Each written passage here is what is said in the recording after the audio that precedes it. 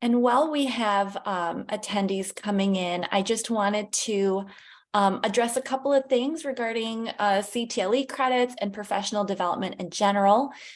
So my name is Loriana Valentine. I'm the Director of Professional Development at the College of St. Rose. I wanted to highlight before we get started that we are offering professional development to school districts. So if you are interested, you can contact me. My contact information is here. I am also going to share this in the chat, this document. And I'm just going to highlight briefly a sampling of some of our offerings. We offer professional development for education and non-educational staff as well. So I'll be dropping that into the chat with some more information for you. And I'm going to repeat this at the end regarding the CTLE credits, but I'll share that information now. So if you are seeking CTLE credits for this webinar, you need to request it directly by emailing me and sharing and I'm going to drop this in the chat, sharing your first and last name, middle initial if you have one, date of birth, and last 4 digits of your social security number that is required by NYSED for the CTLE forms. So I'm going to drop that all into the chat so you don't have to worry about remembering it. We will go ahead and get started. So I'm going to turn it over to Sue DeLuke, one of our associate professors from the School of Education. Oh, you're muted. Let me try that again. Welcome, everyone. And we're so glad to be able to have you join us today and share on a topic that we all find of interest, and that's the area of social emotional learning. I'm going to begin by just giving you a quick introduction to our panelists. We do have one other person that will be joining us, hopefully, in a little bit of time. But I am Susan DeLuke. I'm a professor here in special education, and I have a long career at the College of St. Rose, working in particular around areas of behavior, social emotional learning, and I'm the founder of the Friday Nights program. Some of you who are from the local community may be familiar with that. Next is Polly Benjamin, and she is currently assistant principal at Duanesburg Middle School and has a long career as a classroom teacher. Next, Renee Kingsley, who is an administrator at the Neil Hellman Preschool. She works mostly with children who are at the 3 to 5 year old level. And in her administrative role, she'll talk more about those experiences, but a variety of activities and management types of things that she's involved in. And then we have Natalie Ike, who is a teacher in the North Colony Central School District, working at the middle school. And Natalie also has a long career of teaching, specifically working with students with emotional and behavior disorders. So that is our quick overview. As the presentation write-up said, our hope today is to provide you with a move from the research into what's happening in practice. And so we want to start this by just saying that we don't have solutions, but we have a lot of discussion. And so all of us have had experiences in different ways. And so we are in this process then of really looking at what those experiences have been and allowing us to provide you with the practical kinds of things.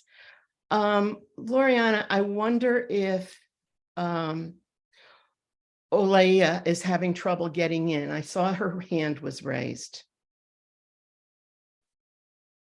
So I wonder if you can. I pulled mine down, but I did see that she had a hand raised.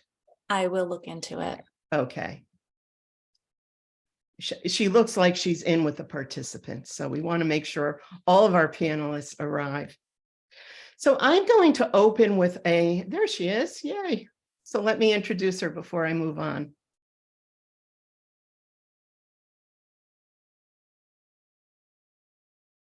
Olaya, are you able to join us with your video? There you are. Just to introduce you, I've done quick introductions and then we'll circle back and do more detail. But Olaya is a teacher at the Albany City School District for over 26 years and currently teaches at Myers Middle School. She teaches science. So we'll come back and we'll learn more about everyone shortly. But I want to open with something that I'm going to share with you. And it is a document that comes from the CASEL. And if you read our introduction, you saw that we talked quite a bit about that in the opening piece. And this is where I would like for people to begin, but then we're going to get down to the nitty-gritty of what people are experiencing in practice. So CASEL is, for those of you unfamiliar with it, it is the Collaborative for Academic and Social Emotional Learning. It is a nationwide organization that has been doing work in the area of social emotional learning for many, many years. They are the go-to place for information, and I'm going to share a lot of their resources with you today because they are so rich in terms of experience in the process of both implementation as well as research. But they've identified 10 indicators that are important as you working in the schools are beginning to, or perhaps further into the process of developing and implementing your SEL practices. And so I'm going to just go through those very quickly just to open our conversation. And then I'm going to turn it over to the panel to give you more of the details related to their experiences. So when they talk about these, they basically break them up into 4 areas that aren't necessarily organized that way on this chart. But they are the foundational structures that schools really need to be considering as they're putting SEL in place. It begins with having a school-wide SEL team that represents a variety of backgrounds and experiences, including people from the school as well as from the community and families. That there is also a communication plan in place from this committee to everyone else who is involved, all the various stakeholders. They also talk about the importance of having members of the school community being partners in this process, and everyone understands the why behind SEL. What's the importance and how does it impact learning, as well as the social emotional competencies. From there, that team, that group, is involved in developing a vision for SEL for the school or for the district, sharing that, and then from there, developing an implementation plan.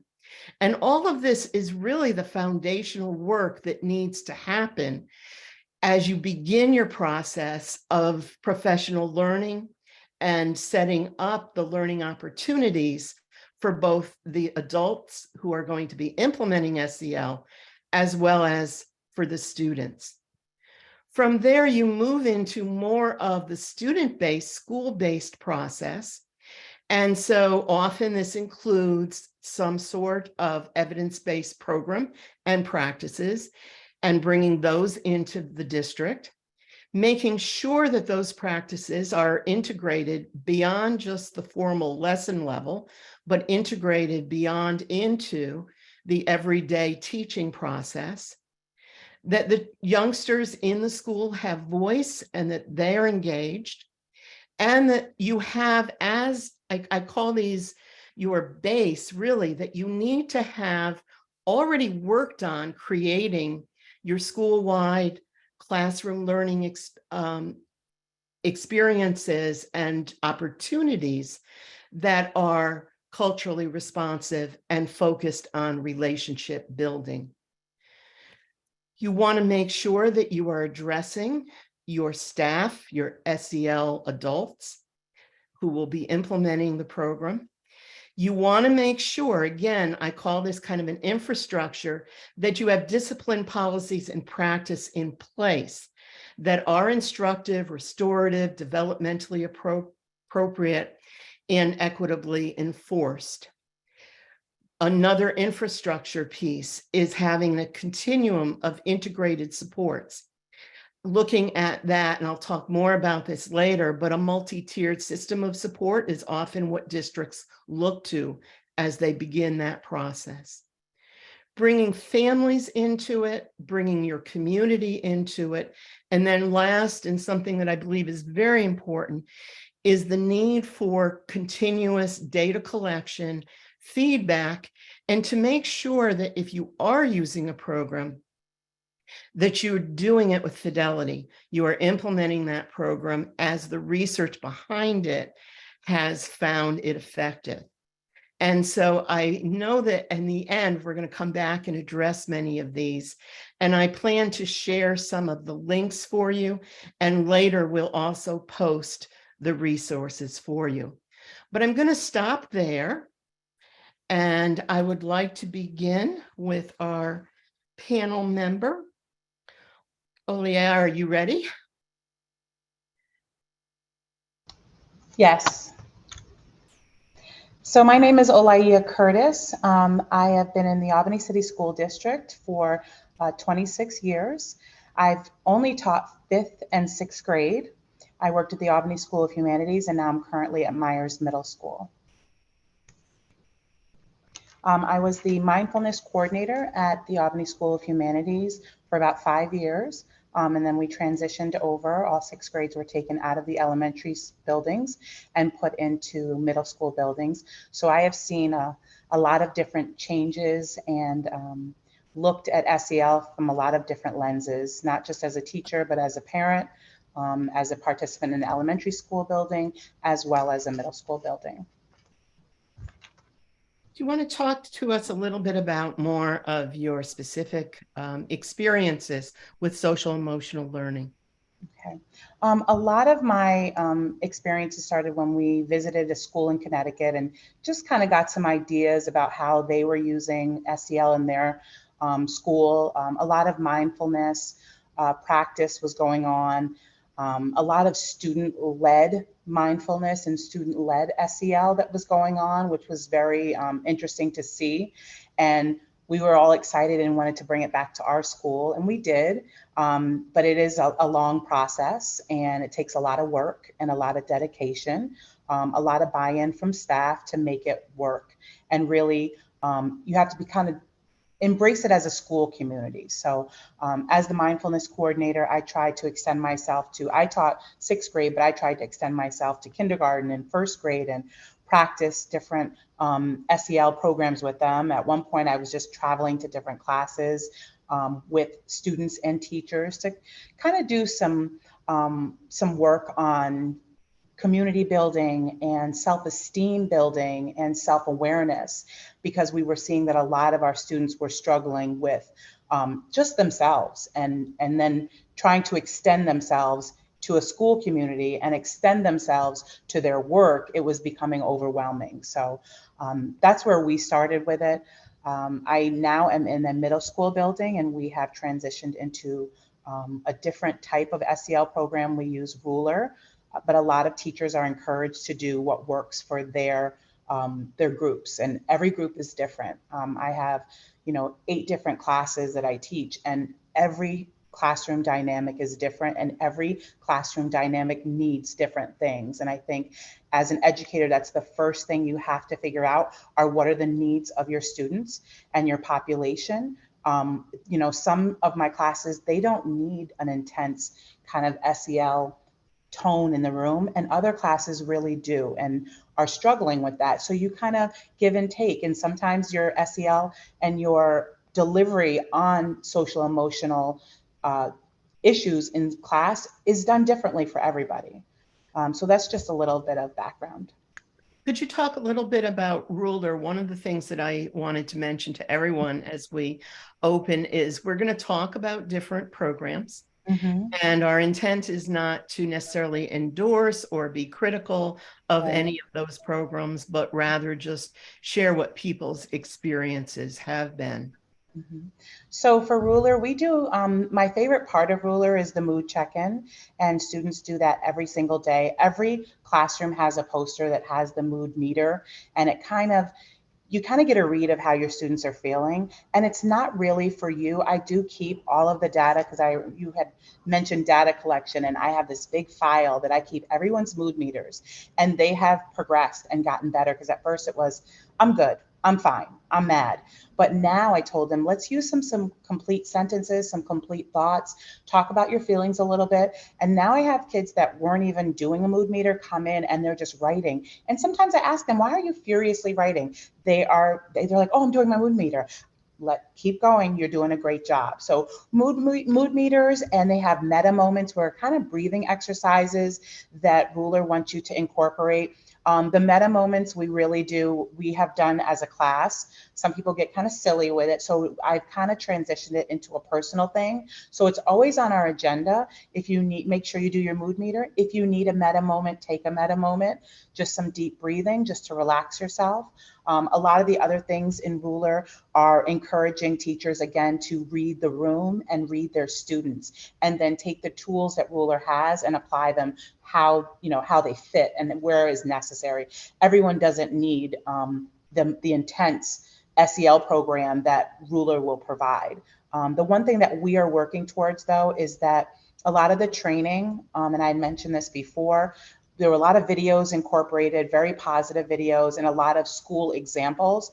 I think your school has to get to a certain level where that Ruler training can be most effective. So a lot of these SEL programs are great, but I think you have to do the work with your school community first in order to do that, because students are still struggling with communication skills.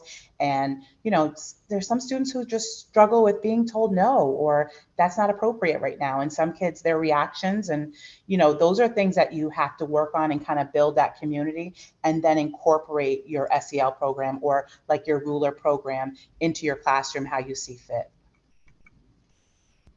Great. Thank you so much. Thank you. Holly, would you like to share about your experiences? Sure. Hi, I'm Polly Benjamin, and I am an assistant principal, and my dog is barking in the background. I hope it's not getting picked up. I'm an assistant principal at Duanesburg School District. I work across the district, but mostly focus in the middle school level right now.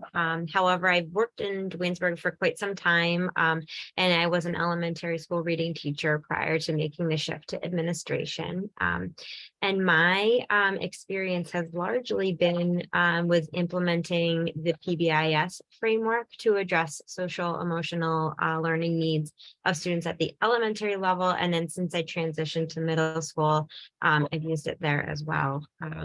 And so in utilizing that PBIS framework, we've done some things at the tier 1 level that are really important parts of PBIS, which includes establishing common expectations across the building, and then doing explicit teaching of those expectations. We've done that teaching in big ways and little ways. So lots of little teachable moments at the elementary level, and then some big celebration type things where we're celebrating school accomplishments around being respectful, responsible, and safe. We do recognition in a lot of different ways with PBIS. PBIS sometimes gets a kind of a bad rap because it's often perceived as a prize oriented system. And so in my experience anyway, recognition is happening in ways that are meaningful to the students. And so we recognize their accomplishments and sometimes in tangible ways, especially at the younger level, and then sometimes in just acknowledging their successes and the things that they've done. And I've done a lot of work also at the tier 2 level and tier 3 level with within that PBIS framework as well. Some of the things I'm most proud of that we've done at Duanesburg School District is supporting our tier 2 students' needs using a check-in, check-out, and intervention, and then also doing skill-based social groups around social emotional learning. I've worked with a team with our special education teachers and also our school psychologist to be able to implement those long-term. We've been working with PBIS about 10 years at Duanesburg. And we also do more of an MTSS approach at the junior, senior high school. And so PBIS is kind of woven into that MTSS, where we're supporting students' needs in lots of different ways, and both academically and social emotionally at that level as well. As far as tier 2 level stuff, at that level, we do some things like mediations when there are peer relationship conflicts that need support. And kids need extra help to kind of understand the ins and outs of those social relationships, especially at the middle school level. I'm going to just interject a question, if I may. What kind of data is driving your decision-making at each of the tiers? Yeah, so as far as our tier 1 level, we look at both positive and negative data. So we look at behavioral referrals, and then we also look at our positive incentives. So we look at those tangible tickets, and then we've done things with points, and we've done things with like teacher recommendation, kind of like collecting tallies from teachers to be able to collect both that positive data and the negative when kids are getting written up and whatnot.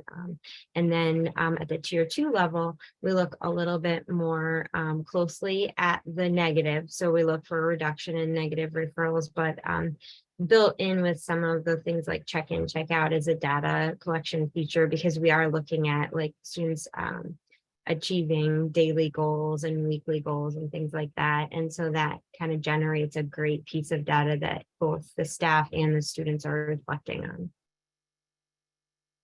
So I'll ask one more target question, and I don't want to direct you too much, but could you talk a little bit about the way that you've approached SEL within your district? Sure. Yeah. So I think when we were sharing prior to this panel, we kind of shared different approaches and programs and things that have worked at different places and with different people. And in Duanesburg, anyway, we've done a very individualized approach where we've looked at what our needs are as a building, as a staff. We've looked at our students, and then we have designed things in-house to address those things. One particular time comes into mind when we were working with our elementary students and bringing them back after the pandemic closure.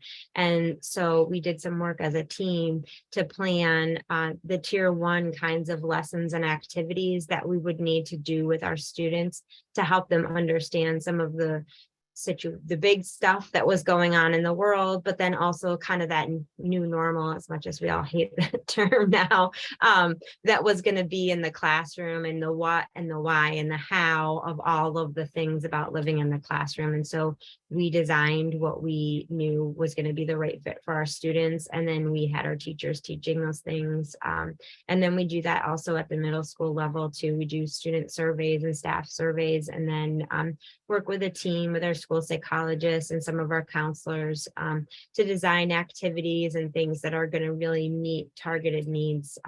The middle schoolers are tough customers, so you really have to kind of pick something that's really going to be meaningful to them, and then really kind of fine tune it to get it right at the right moment, the right length of time, hit them the right way, and then hope for the best with that. And so we've done a lot of internal planning and designing of how we're going to meet those kind of tier 1 needs.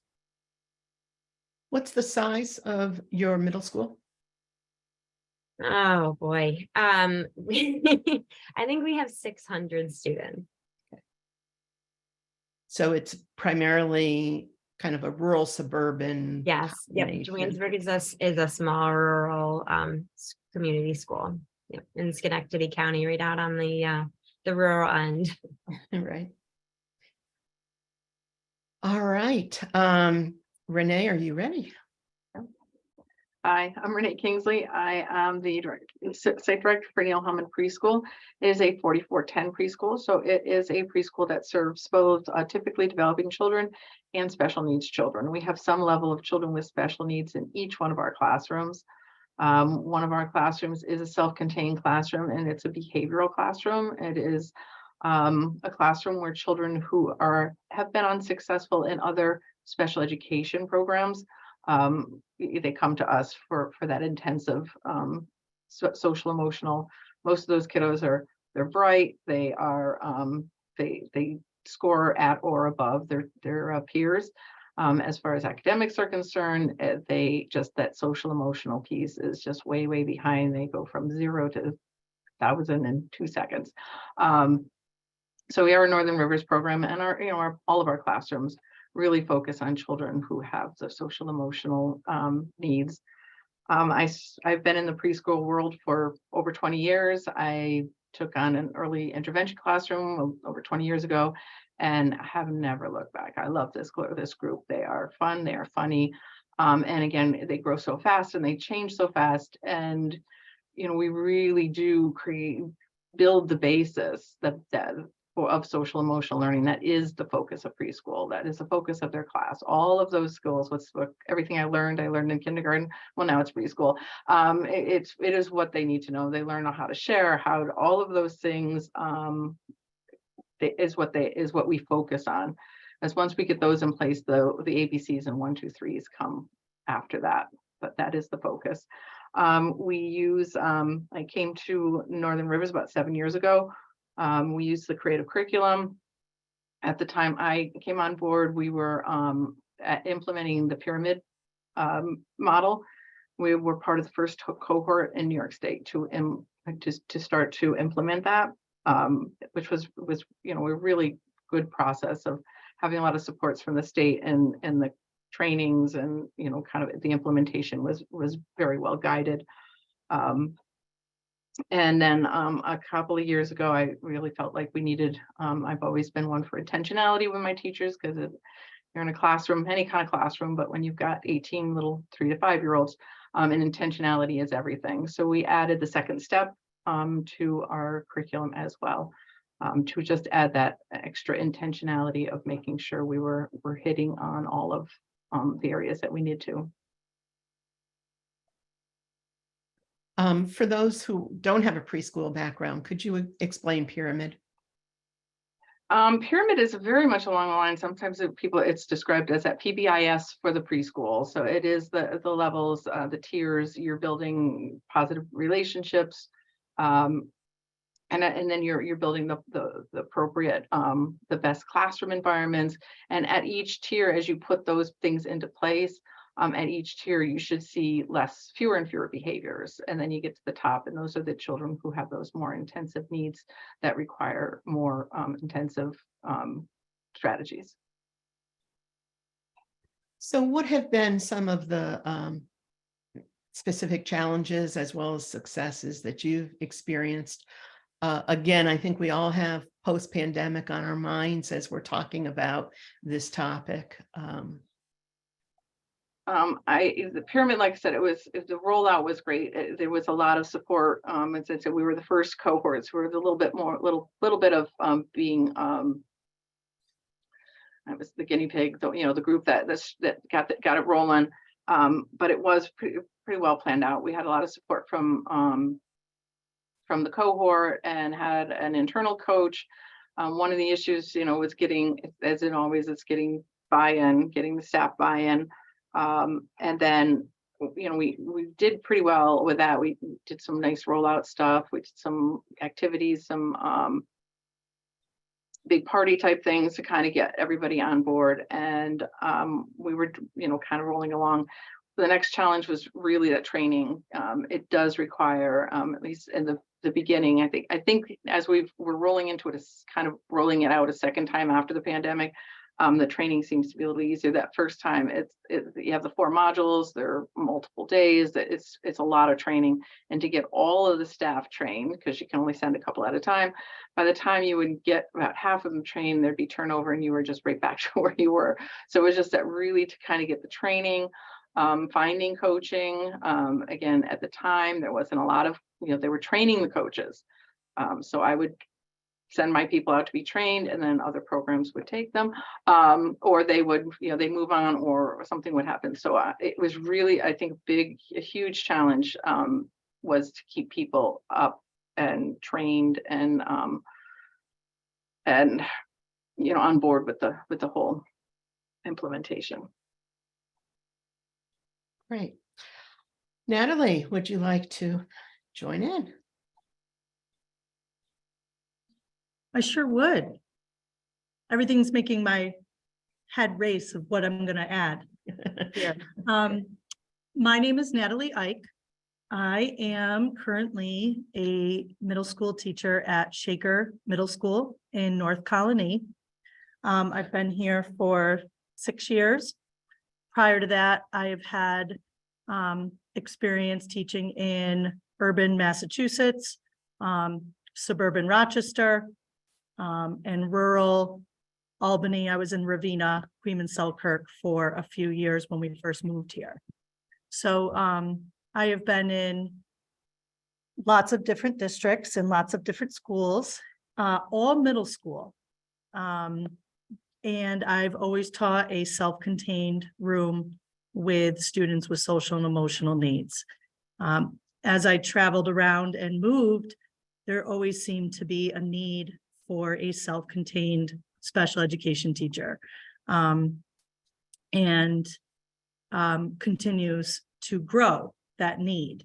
So when I first came to Shaker, it was to start this classroom. I have an 812, and they were trying to keep kids in district and not send them to BOCES or Questar and keep them here. So started the classroom at the middle school, and it has now expanded to 2 rooms and 3 at the high school, because there's an added grade there. So, and it continues to expand. We have seen obviously a huge rise in mental health needs across the district, across the grades, and a lot of different needs that students have that are new to us that we didn't have necessarily 18 years ago when I started doing this. So I also teach at St. Rose. I teach a class on teaching students with social and emotional needs. And we did focus this year, this class on mindfulness practices. I started each class with a new mindfulness practice, and I stuck with it. And it was appreciated by the college students. I got some feedback that they were happy I stuck with it and didn't give up on them doing a mindful practice at the beginning of every class. And I've had a lot of practices over the years for students with social and emotional needs. It's varied year to year based on what the makeup of the class is. If I have more students that year with autism, then I may have a much more visual behavior system. Whereas other years where I have other students with more of behavior disabilities or conduct disorders, then my system has changed. So I do have a behavior system, a classroom behavior system. And to me, that seems very innate to what I do, but for my colleagues around me who are general education teachers, it is not necessarily something they are aware of. And so with this push and need for social emotional learning in schools, as Polly said, and actually all 3 of you, I think, said it takes buy-in from your staff to make these changes. And because social emotional learning wasn't a priority, I'd say in the first 15 years of my teaching, out of 18 and it's newer, it's going to take a lot to make that change. It takes time, it takes effort, patience. And what's happening now is our kids have changed a little faster than we were able to catch up.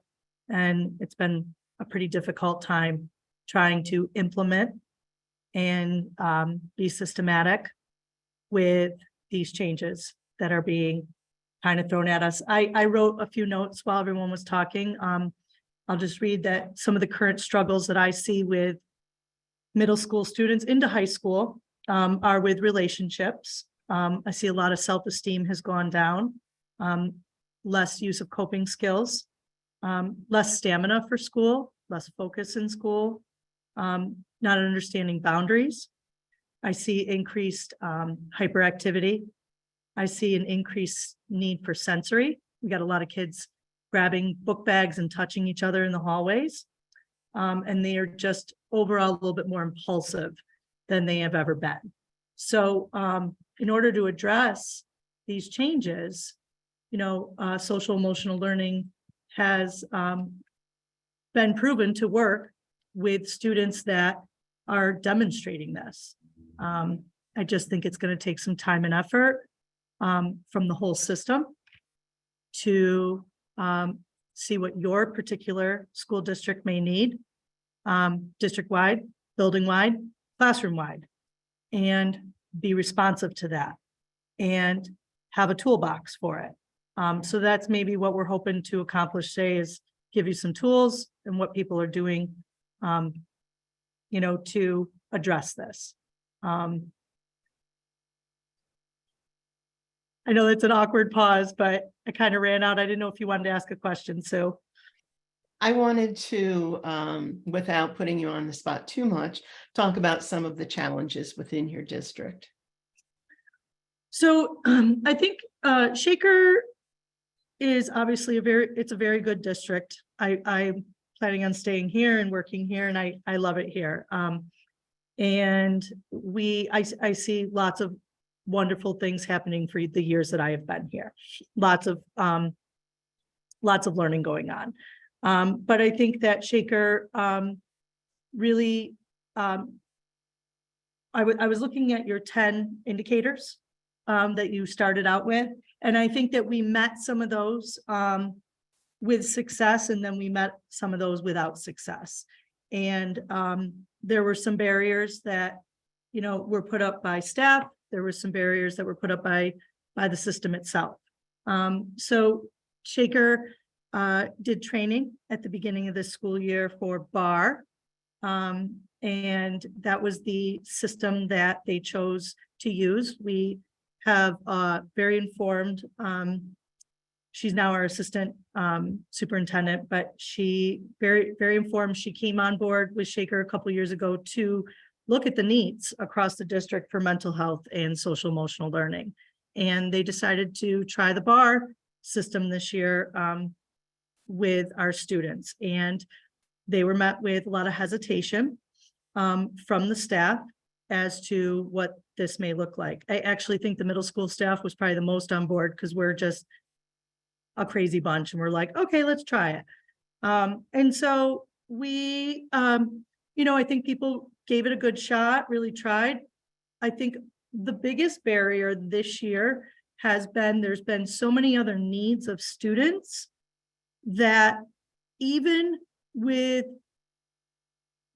really good training, people on board, people trying their darndest to implement this, there are other needs that need to be met first for these students with their impulsivity, with increased hyperactivity and their stamina for school before implementation of this system. I think that it was given to us and just not implemented to the full fidelity that you were talking about, Sue. You want it to hit all of those points, and without it hitting those points, it will falter. So we've stepped back from it. The district realized that it was not working at the moment, and we needed to respond in a different way. So you know, as an educator, we all know that if you plan a great lesson and then it fails on you, you're like, oh, that was terrible. I gotta retry that. I gotta do it better next time. And I think that's where Shaker's at right now. They tried something, they really thought they were going well with it, and then they've had to take a step back and say, where are the needs? And it's okay to say this didn't work. And so currently, the biggest plan in place, which I think is amazing, is they are going to put a mental health, sort of a mental health clinic in Shaker High School next year. And so they're hiring some social workers, some teachers, I think a psychologist. I don't know the whole plan, but that is what they're seeing as the current need. And they need to be responsive with that. So as a teacher in a classroom with all students that need social emotional learning, I've done this over the years, looked at their lagging skills. What do I need to implement? What do we need to work on?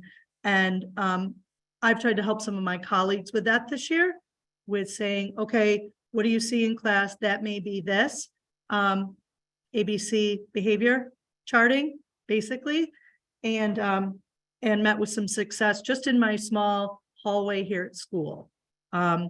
So, you know, I think that you have to look at all the different levels, your class level, your school level, your district level, and what can you do to help with each of those levels. Sorry if I'm all over the place. No, that's fine. You're good. Yeah. I'm going to leave it open for people to jump in.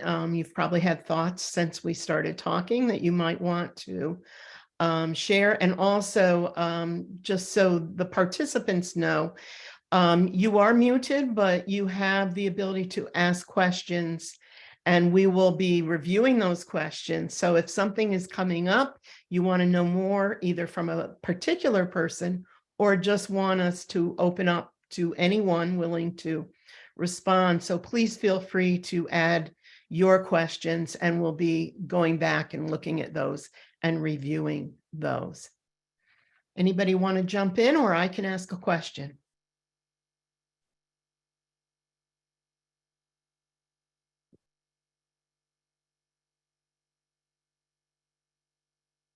All right, I see you shaking your head. Yeah, I'm not sure if that means you want to talk or. No, I was going to say you could ask us questions. Okay. Well, one of the things that, as I look at those 10 indicators and I think about some of the discussions we've had, both at this moment in time and previously, it's looking at leadership and the role that leadership has in bringing this into practice. And so Natalie mentioned, you know, that there being somebody up at the top who was very proactive in terms of this. And I guess looking at that piece, but also all of the challenges that are happening right now post-COVID related to the academic delays that you're seeing and that focus on academics.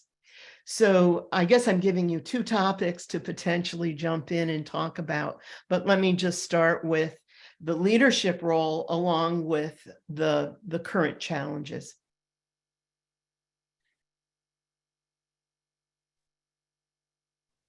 I can add something to this. I know that in my experience currently, we've had changeover of leadership. I think that, you know, we have a couple new principals here at our school. They've actually expanded and gone from 3 principals to 5, because we did bring grade 6 up. We were a 7-8 building, and then when we brought grade 6 up, we're a larger district, so we have a lot of kids. But I think that we've had a lot of positives with the changeover with post-COVID. I think that right now, all of my principals seem to be on board with social emotional learning. I know one of them is running a social emotional group of teachers who are looking at what the needs are for our students and surveying staff. And that is being done by one of our assistant principals. So it's entirely important for the group in your building and in your district to be on board with implementing some kind of social emotional learning with students, whether it be systematic or whether they say, here are the indicators and let's see what you think you need in your classroom. We can support you. And that's the bottom line, is if you have the support, then that will then roll over to the students. Other thoughts on leadership? Go ahead. Yeah, I would go on, again, I keep going back to pyramid, because it really I say first time, because after we had COVID and it kind of fell apart, we had new staff. So we actually recently have re-implementing. We're really kind of starting from ground zero again. And as we look at the leadership, there's really 2 or 3 of us that are still there from the first implementation just 7 years ago. But one of the nice things with the pyramid implementation is the first steps are really putting together the leadership team, and the way the cohorts were set up is each leadership team had certain people in certain roles. So you had a teacher, you had a parent, you have administrators, you have somebody as a behavior specialist, you have somebody that is a teacher representative for each of the age groups. The building that I'm in, the building the preschool is in, also houses an early Head Start. So the 2 programs are working together on this. So we're actually serving children from birth through to the age of 5 using the pyramid model. And so it really was a nice getting that core group in and getting the buy-in there, and then working it out from there. And I think having like one of the teachers or several of the teachers on that leadership team, and really helped also with the buy-in. And again, we're right now in the process of building our leadership team a second time to rebuild that and to really start to implement all over again. So the leadership team, it just really drives it. Other thoughts on that? And for the participants, I see your questions and I'm going to loop through them and just as people finish up this question. I can speak to that and just piggyback a little bit on what Renee was saying. I think that core group with that strong buy-in is so critical to being able to launch something that's system-wide.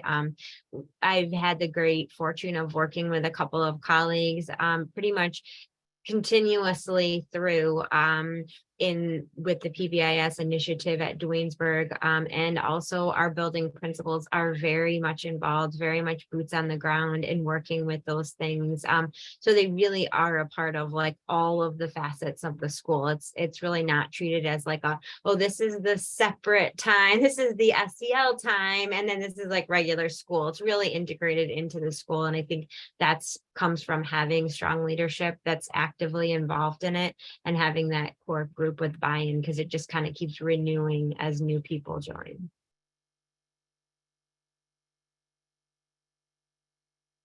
Any other thoughts?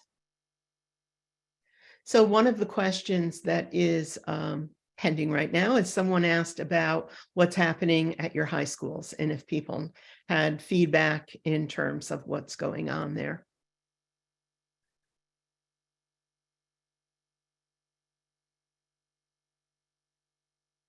Any ideas?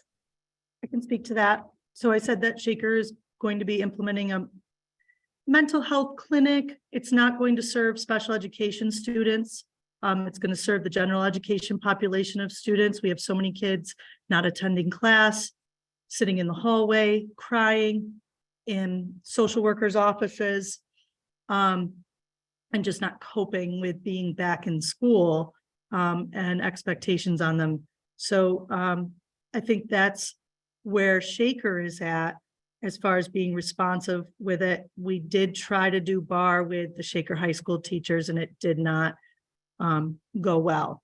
So, and I think part of that, back to leadership, we had another turnover of leaders up there who is then now leaving.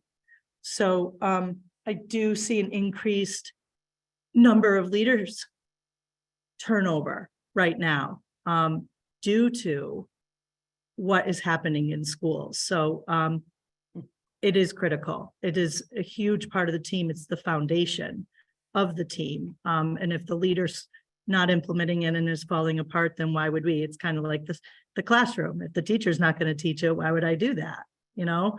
I just wanted to bring it back to that. Once again, how critical that is.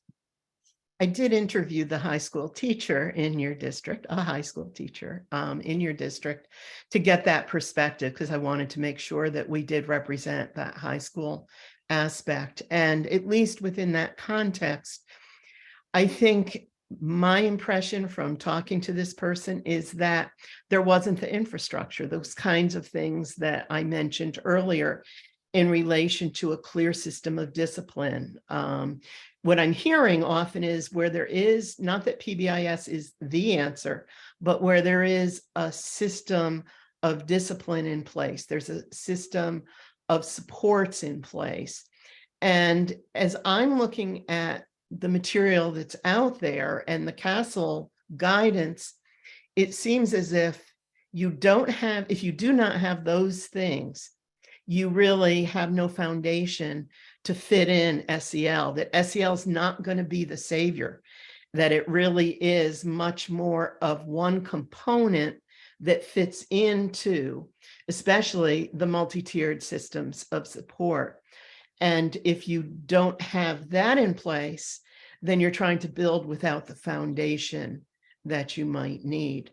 Polly, did you want to add? Yeah, I just wanted to kind of chime in regarding high school. I think, just thinking about, like you had said, the multi-tier systems of the support, we do a lot less tier 1 with the high school level, and a lot more tier 2 and 3 individualized, addressing kind of what Natalie was speaking to, personal students with individual needs. And we tap into our counselors a lot for that, and our that mental health component is much more robust with the high schoolers, where they don't need, the basic level teaching so much at that level.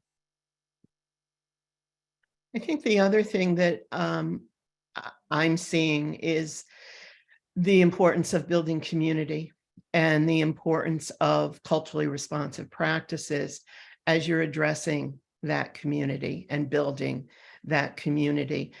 And that's where I think a lot of what you might call tier 1 is what needs to be happening at all school levels, but continuing work at the high school level. And I think this may be pandemic effects as well, that we haven't almost like gone back to address those kinds of concerns. I think we're trying to do catch up post-pandemic, and that aspect of building a supportive community for all students is where tier 1 needs to be when you're looking, especially at the high school level. Our goal for our district is to ultimately have all of our schools become community schools. So Myers has just become a community school this year. And we started, like an example is our food bank, and just getting children involved to feel comfortable to go down and do their shopping. I've had like a pile of forms to get them signed up to do shopping. They talk about, being hungry or not eating on the weekends. They can do their shopping on Friday. They hired a community school coordinator who is wonderful and so welcoming. But some kids were very apprehensive. And like you said, that's part of the whole thing. We do PBIS, we do ruler, we have all these different facets, but like something as simple as not eating and being able to accept the fact that you have a need, or you would like to, bring some food home for your family. And there's some kids who I knew in my heart needed it, and they just would not say anything. So a lot of kids I approached in private and I explained to them the program. A couple of them, I had to bring them down to the food pantry. So I helped them set up the food pantry, and they were like, this is amazing. Like fresh avocados and salad and strawberries and everything to bring home every Friday, like as much as they basically can carry home. And they're starting a driving program where they'll drop it off at homes. But I have students now who the pride thing is gone. They're like, I'm so excited to go shopping. My mom said I did a great job. And I told them, I said, it's not, you don't have to worry about judgment. Everyone needs different things, but this is something school's offering, and take advantage for your family. And I am blown away by some of the kids. They come to my ninth period, so that's our last period, and they have me reorganize their shopping bags. But the things that they're picking are so mindful, and they're thinking, oh, this is for my brother. I know my mom likes salad. They have salad and salad dressing. They have pasta and sauce. So they are being very mindful of it. And I think just something like the food pantry has helped some students feel more confident and comfortable. I've heard some kids, say something about it, and they're like, I don't have a problem shopping. I like bringing food home for my family, and we cook together. And, it's not a thing about not having. They're offering, and it's part of our school community, and my family is taking advantage. And that's how I posted it to a lot of them. If anyone says anything to you, you can have them come and speak to me. But if you would like to, stand up for yourself, you let them know, this is for my family. This is not for you. So just that community school aspect, I think, is going to help a lot. And we have Northern Rivers. We also are starting a clothing bank so the kids can go shopping. We have, the need is overwhelming, and it will make you sick if you kind of think about it, because they don't deserve that, and nobody deserves to not eat or feel uncomfortable about receiving food or receiving clothing. So I mean, like you said, all of it has to come together. And I think we were at a point before COVID where we needed social emotional learning, but now it's intensified, and we were just on our way with COVID before COVID, and then it kind of took over, shut us down, and now we're like restarting. And I think a lot of the students are restarting. So me as an educator, I just try to be more patient and more mindful. And when you think it's not a big deal to you, it is a big deal to them. So things like that, I think, have to be considered. And really, we have to take our time with this. I think, everybody's looking for a quick fix. There is no quick fix. And you can buy a program, but if it doesn't fit for your school or everyone's not doing it, it's not going to work. So I think you need the whole community. And the last thing I wanted to add was, when I was the mindfulness coordinator, we would use Calm Classroom, which is an excellent curriculum. And it was just breathing techniques and listening to music and responding. And one day we did it as a school community, and a parent asked me for a copy of the book. And then I was like, maybe we should be sending it home. And we started sending it home, and kids were like, I was doing a mindful moment with my mom last night, and it really helped some of them. So I think taking our SEL programs, not all of it, just components, and kind of sending them home. You can do this with your family. You can do this with your little brother or little sister. Maybe you and mom can just read through this and, practice some breathing exercises. I think that's one of the things we need to do, is extend it and bring it home. A lot of us are like, oh, parents don't have time. A lot of them will take the time.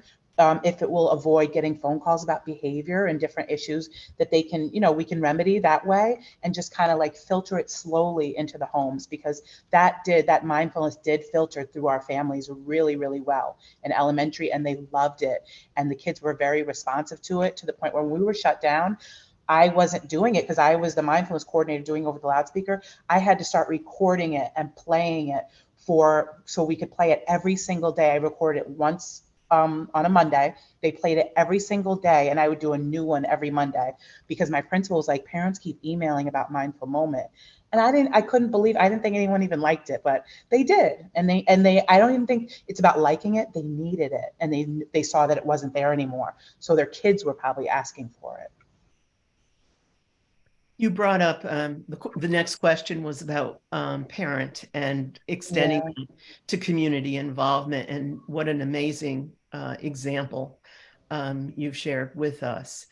Do others have other ways that you've brought families and community into this process?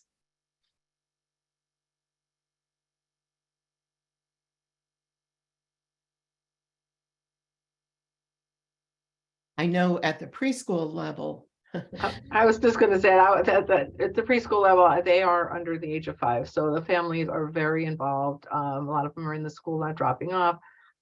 So yeah, there's a lot of, that's just built in. A lot of, and again, this topic, a lot of it is built into preschool because that is where traditionally that is the basis, that is, the foundational skills are brought in preschool and kindergarten. So there is a lot of parent involvement. Again, with Pyramid, they had backpacks to go home to. It was called Backpack. It was a little newsletter that would go home that had things on it. But we also send out a calendar every month, and on the back of the calendar would have something from the Pyramid that, some kind of an activity or something that went along with our SEL. Another aspect that I'm aware of is just looking at that SEL leadership team and making sure that you have family involvement at that level, community involvement at that level, so that you are responding in that broader context and providing a perspective that isn't just from the school receiving, but really looking at that from more of a community context. Anyone else before I go to the next question? Are there any specific ways that you're communicating with families in your whatever is happening with the SEL initiatives within your building? Go ahead. I know in North Colony this year, the district purchased Parent Square, which was just to streamline communication to parents. People were using all sorts of different communication ways of communication. And I think at one point I was shared like a list of 20 plus different ways that people were communicating with parents. So they streamlined it by using Parent Square, and any communication goes home that way. And it seems to be working. I know that when we were using BAR techniques in the fall, that they were sending home part of that communication, that weekly updates to parents was on, what was being focused on this year or that week for the BAR program. So they were definitely trying to do that and streamline that way of communication. I personally must communicate with my parents on a daily basis. Sometimes it's in their IEPs to have communication with parents on a daily basis. So, I'm a little unique in that aspect, but I know that teachers here are encouraged to use Parent Square as a way of communicating, or email. I think that they were discouraged of, texting parents or, using other methods. You can still send a phone call home or a positive note home, that kind of thing. But it was more just to streamline. There were a lot of sports using different apps to communicate. And I know that personally for my daughters, that's happened over the years. So it was helpful as a parent as well when that happened. Any other thoughts on communicating with families? I love this next question. What do you suggest for someone whose school can't purchase an SEL program? How can we address the needs after we assess what those needs are? I really want to answer that question. So MTSS and PBIS are not programs. They're just frameworks of ways to structure behavioral teaching and discipline processes and supports that you're offering students. So it doesn't cost anything to obtain resources to implement either of those frameworks. They're sort of the same thing, but just different the same time. But actually, we have had a lot of experience in doing exactly what your question is describing, identifying a specific need, and then using our internal expertise to plan what will best meet that need, and then implementing it on the small scale, and then regrouping and doing that again lots of times over.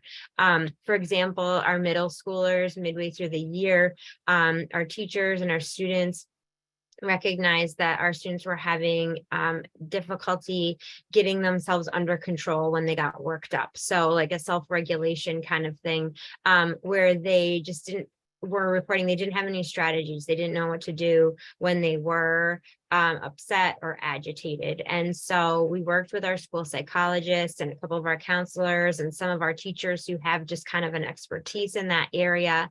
And we planned a whole calming strategies kind of mini unit that we launched with our middle schoolers. And we presented them with opportunities to try a lot of different strategies so that they could come away with some things that they might like to do that might work for them, because it's not a one size fits all kind of a thing. And then we were able to just kind of implement that with that. It cost nothing. We just used our internal expertise and were planful, and then rolled it out small scale.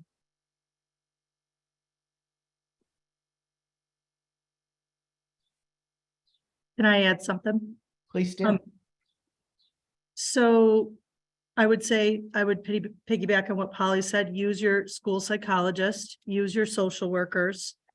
If you're having problematic behaviors in your room, either with one student, a group of students, or classroom wide, I would take that to as many of your colleagues as you can to problem solve.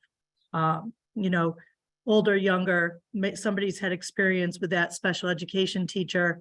If you can't get to your school psychologist, you know, may be able to help you with that. What can you do in your classroom? What can you teach? And how to solve these problems. I know that here at Shaker, you know, we had a lot of issues with our students in September. So one of the things that they did outside of the BAR program, because things for the program weren't necessarily working for us, they started having weekly meetings with, they saw the need for the 8th graders especially. And so they had weekly meetings in a different core class every week with the 8th graders. And it was either a counselor or an administrator talking about different topics, different problems in the hall. And then we started having also hall meetings once a month, school-wide, grade-wide. So they'd call down this hall 6th grade, this hall 7th grade. And we'd stagger those over 3 days, and we would address certain issues. We had a school-wide presentation on vaping. We had another one on the effects of social media. And so the administration and the psychology team here, and the counselors really looked at what the needs were right in front of us this year. We know that they need some, you know, we know that they need some of the skills that are presented in the BAR program, but they just weren't ready to learn those without addressing the other needs first. Like Ms. Curtis said, you know, they need to eat, they need to sleep, they need to get that under control first before they can learn. And so that was some of the stuff that my district did in response to the needs they saw right here, right now. Anybody else? I agree with Natalie, just speaking to your colleagues.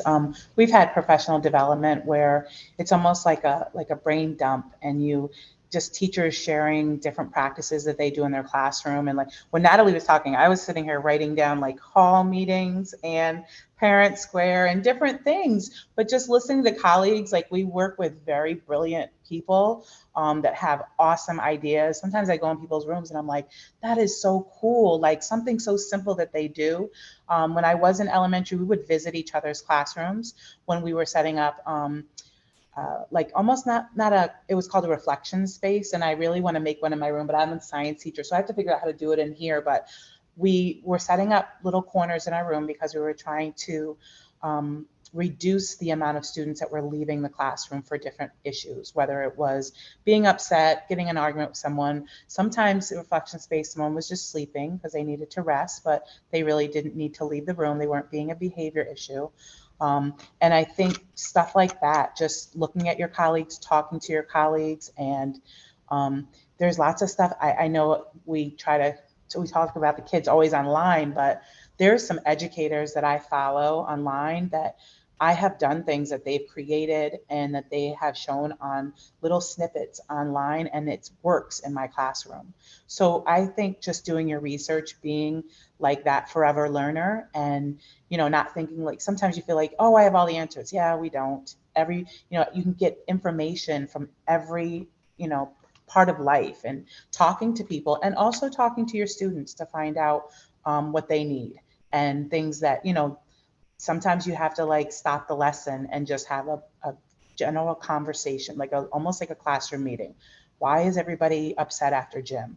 And getting that out, and letting them talk. A lot of things with SEL, that is the bottom line, letting them talk. A lot of students have a lot to say, have a lot on their mind. They have to feel comfortable talking, and it has to be a safe space, and you have to create that within your classrooms. I will just add to the communication piece from students. Elementary school, they'll come right out, oh, I didn't sleep well, I need food. Middle school, they may not say that to you. So one thing that I did was similar to the mood meter, but for middle schoolers, for 8th graders, this is a great idea for high schoolers too, was I just made a simple Google form, and it was a morning check-in. So I had some students that were out for a homeroom, so I didn't see them till maybe period 2. And then I have students that come in to my homeroom in the morning that need to see me in the morning, and would not speak to me about, hey, how are you today? How was your night? Shut down. So I have a point system in my room, and the kids earned points if they filled out their morning check-in form. We did it very religiously for the first quarter, and then as things tapered off and people seemed to come in okay, then we tapered off of doing it, and gave them more independence. But in the meantime, I taught them skills of checking in with me. We wouldn't have to fill out this form if you would just talk to me and tell me how your night was last night. Let me just ask you the questions, and if you answer me, then I can give you your points and you don't have to fill out the form. And so it actually taught them the skill of that communication with me in the morning, but I did it kind of scaffolding with starting with, all right, you're on your computer, fill out this form for me. So that was a good tool as well for some of the older students. That's a great idea. Another area that I think crosses over every grade age level at this point in time that I hear so often is the area of self-regulation, and that we are trying to address self-regulation from preschool through high school at this point. And I think this is, again, one of those changes that we're seeing, is that kids in middle school have always been somewhat challenged, but we expected by high school, some of those skills were starting to come together for them. And one suggestion on this question, I'm going to open it up if anybody has great ideas, because I'm loving the fact that we're just problem solving great ideas, but any possibilities. But if you just do a Google search on self-regulation, there are so many resources out there now that are not expensive. I know of some districts that have incorporated the Zones of Regulation program, which is a more formalized program initially developed for youngsters with autism spectrum disorders. But they've actually incorporated the zones as part of their PBIS system. And for those of you unfamiliar with it, basically it looks like a traffic light. It's not the traffic light system, but it's a color-coded system where the youngsters begin to self-identify where they are in their level of regulation, and then develop the toolkit for themselves to assist them in regaining some of the dysregulation that they experience. So that's just one example, but just as we were talking, I did a quick search, and there's just so many resources, and they're not expensive, maybe a $30 resource book versus a thousands of dollar kind of program that might allow you, when you're working with your colleagues, to come up with things that could be effective. And I love the idea, as people are talking about this, of really looking at what the critical needs are, and that those are going to change as the school year goes on, and different needs are occurring within your particular community. Any thoughts on things you have done in the area of self-regulation?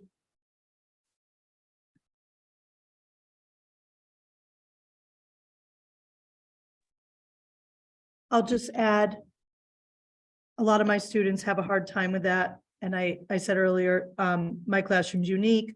I have a point system. I have, classroom system in place already.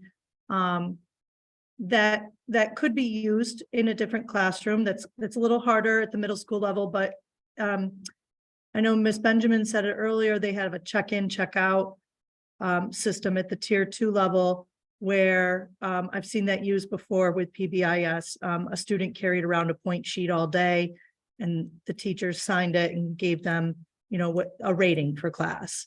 And then the end of the day, that student's assigned a mentor, hopefully is a person that they have a good relationship with, because that is also part of the foundation of all of this, is your relationship with the student to teacher. But that point system, in clear cut, look at, what did I get rated for this period? We slowly throughout the year, I started having students rate themselves. So, they earn a certain number of points for class. In my room, it's respect, responsibility, resiliency. So they get points if they're resilient. I had a problem in class, but I went back. Great, you get your points for that. Teaching them, to regulate themselves. But now, May 24th, they're coming in and I'm saying, can you please rate yourself and put your points up on the board? So that was one way I found success, was with that systematic approach, and then slowly giving them the control over, how do you think you did? And they've been very honest with me. Middle schoolers can lie, but they also can be very brutally honest. And my kids have been, and they'll come to the room and go, I only got 5 out of 10 points. I'm like, well, why'd that happen? So it's also the self-reflection piece too, on what did you do and what can you do better next time? I love the resilience piece that you added in there. I haven't heard that before. And I just think that is so timely, because that is really what we're working on with our students, is that coming back from that moment where you lost control or you made a poor choice, and then coming back. And I think that's so important. Thank you for sharing that. It's hard for them.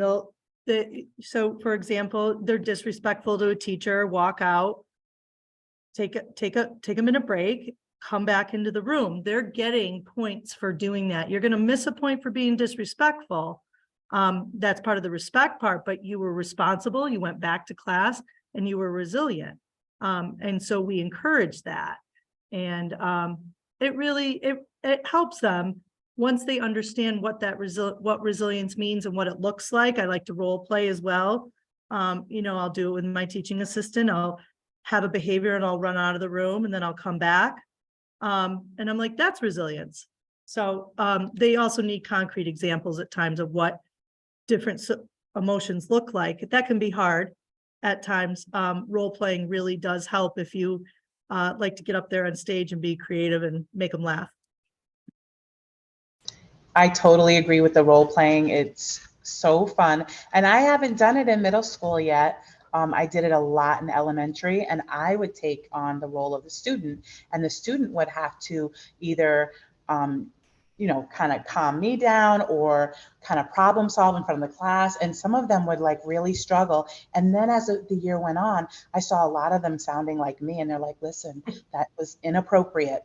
And I'm like, wow, like they're listening, they're grasping things, but the role play is just, it's so good to put them in someone else's shoes and see how it feels. And we talk about it after, like, how did you feel as the teacher not being able to get the student to listen to you, or not to get these two students not to argue about something? And they would say, they're very honest, like, it's hard. They're like, they wouldn't stop.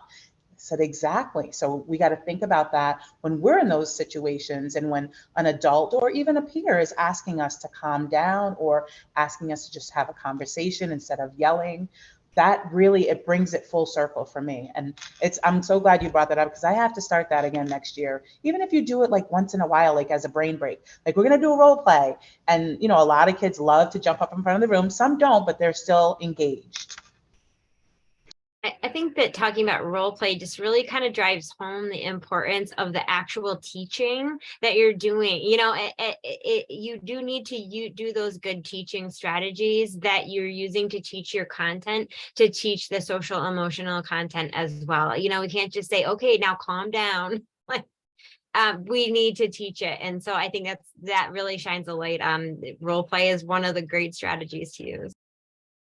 And I would say to anyone listening to this, a lot of you are probably newer teachers or haven't taught yet, going to be teachers. Stop in the middle of class and do it if you need to.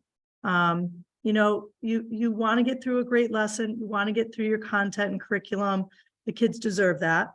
But there is a need now to stop and think about what's happening and how do I respond to this right now. And a great thing to be able to do in the middle of class is to role play with students, or to plan one for the next day. The boys were fighting over this, blah, blah, blah. Let me show them exactly how they sound and how ridiculous this is. So don't be afraid to do that with your students, even if it sets you back 10 minutes in your lesson. I want to go to, it'll probably be our last question, but I think it's an important one because it addresses you as the adults and even the idea of adult SEL. So this question says, I've been contending with mental health and SEL extensively in my 4th, 5th, 6th, 15-1 class. My kids open up and share, like Oli shared with us a lot, but they see my room as their safe space. How do you provide all these emotional supports and build a strong community without letting all the students' needs and difficulty get to you? Sometimes they draw so much that my cup is just empty.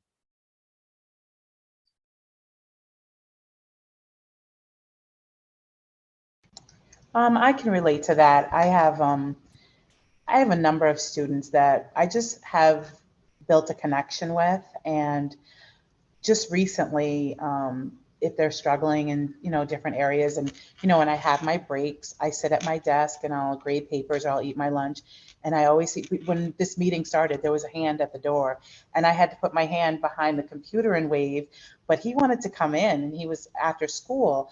And I'm noticing a lot of kids, they want to come. They're like, I know you have a break now, so can I just sit here and do my work? And I'm like, and I hate to say no, and I don't, but I'm trying to think of other, and I did, our school counselor is now offering a little space in his office where they can do some work. So I guided another student there today because I had to just take a break for myself, and her interaction with him was successful, and she was able to sit there and get work done. So I think looking for other colleagues that you can work with, or talking to the student and saying, I know you like, your gym teacher a lot. Maybe, you can join a sport or do homework help after school with them, and just kind of try to allow them to use your relationship they built with you to build with others, and to show them that it's safe to build with others, so that you aren't completely drained and always this child is standing at your door. Because right now I have like 2 that are always at my door, and I can't say no because I know they need the assistance, but it does. It starts to wear on you. So you have to look for other resources and avenues where you can help them extend themselves, and then you get a little break, but still help them. Anybody else? I saw you smile immediately, Natalie. Did you want to add to that?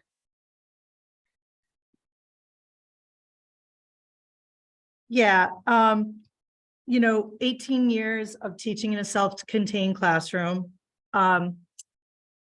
has taken its toll, for sure. A lot of patience. I've also had a lot of turnover in staff over the years, so I feel like I'm always training new people on how to do this. And the first thing I tell them is you can't take things personally, especially in this room. And I'm telling a lot of colleagues that these days, because there's behaviors going on across the board. So, don't take things personally.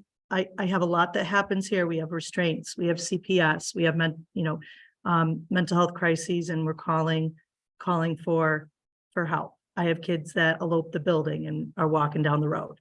I've seen it over the years, and I have my days where I cry on the way home, and then I have to go home to my kids and do it all over again. So I think that looking to your colleagues is a huge part. I'm friends with a lot of teachers here, and we do stuff outside of school, like happy hour and stuff, but also making sure you take that break during the day. There were many years there where I didn't take my lunch, and I sat with kids during lunch, and felt selfish at times if I did take that break because they need me more than I need this. But I have found that I give myself a lunch, and I give myself my prep, or I take a walk around the building with a colleague for 10 minutes. And that is very helpful throughout the day. So make sure you're taking brain breaks, same as we give kids. If the kids need it, we need it. That's such good information, such good support. We are coming towards the end, and a couple things I just want to share with our participants.